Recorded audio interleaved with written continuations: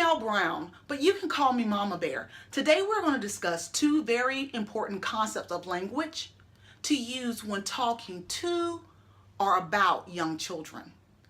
The first is people first language, and the second is strength-based language. Now, we recognize that children have a diversity of abilities and they all learn differently. We also recognize that it is so important for us to pour life into our little ones. And what I mean by that is that our words have power. So therefore, when we speak to our babies or about our babies, we want to make sure that we are using language that is uplifting. Now, people first language, let's start there. Essentially, that means that we are going to emphasize the child instead of the disability or a characteristic that could be perceived as a deficit. For instance, I have a son who's on the autism spectrum. Now, instead of saying my autistic son, I am going to always place my child before his diagnosis. The reason being is when you place the child first, you remove the diagnosis or the disability as the primary or leading characteristics to describe that child. And what you're essentially saying by putting the characteristic or disability after the child, you're saying that, hey, here's a child and they're made up of all these wonderful characteristics, one of which happens to be autism. So whenever we're describing children, let's always start from the people first. Let's highlight that whole person, and then let's talk about all that other stuff later. Now, not only do we use that when we're describing disabilities, we also use people first language when we're describing behavior. For instance, Billy was a bad boy. Now, if I am Billy's teacher and Billy made a decision today in class that was outside of the expectations of the classroom, when I talk to Billy's parents, I'm not going to say Billy was a bad boy. I'm going to say today Billy made a decision that was outside of the expectations of the classroom. And then I'm going to describe to the parents the behavior.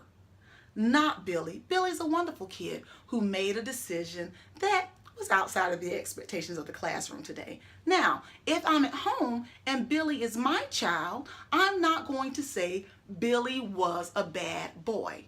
Now, if he's my son, I've already taken the time to explain to Billy the expectations of the household and how I expect him to behave.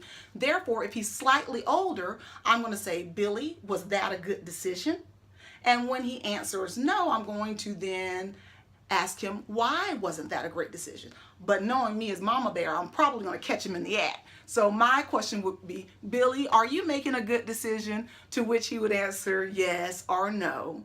And we would then discuss. Now, if Billy is slightly younger and he's unable to answer that question, or he has developmental abilities that have not yet allowed him to be able to answer that question, then I'm just going to have a conversation with Billy about the behavior that then occurred. It may have consequences afterwards, but again, that's a decision that has been made in the household, but we're going to talk about that language. So in the language, I am not going to describe Billy by his behavior. Now, next, we're going to talk about strength-based language, which kind of goes hand in hand with people-first language. With strength-based language, you choose to highlight the strengths of a child as opposed to deficits or perceived deficits or things that can be perceived as negative, because we recognize that all children come with a myriad of abilities and a myriad of strengths, and they can all use those strengths and ability to move forward to desired outcomes. So for instance, if I am adopting the concept of strength-based language, I'm going to start with where a child is right now. And then I'm going to talk about the things that he can do in the future, as opposed to talking about the things that he is unable to do at this moment in time. For instance, if I have a toddler, Billy, and Billy is not yet a walker, I'm not going to say, Billy can't walk. I'm going to instead say, Billy is an active crawler who is working towards walking, because I trust, believe, and have faith that Billy is going to work towards walking, that I am going to work with Billy to get him towards walking. So I'm going to speak life into Billy.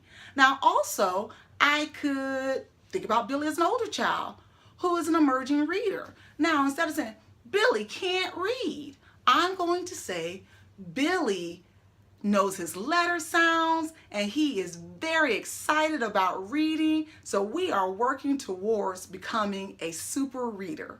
So again, with strength-based language and people-first language, while they may seem like such small concepts, those words mean so much. So you want to communicate in all that you do and all that you say that you believe in your babies. Now, last point, I am very intentional about my child and I'm very intentional about his surroundings. While I embrace people first language and I embrace strength-based language, I also require it of the individuals who come in contact with my son.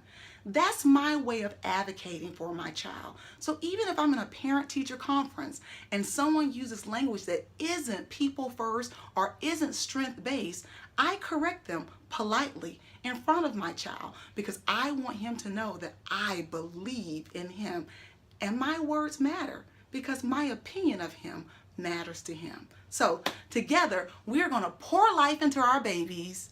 Thank you for listening. Let's build our babies up together. I'm Mama Bear.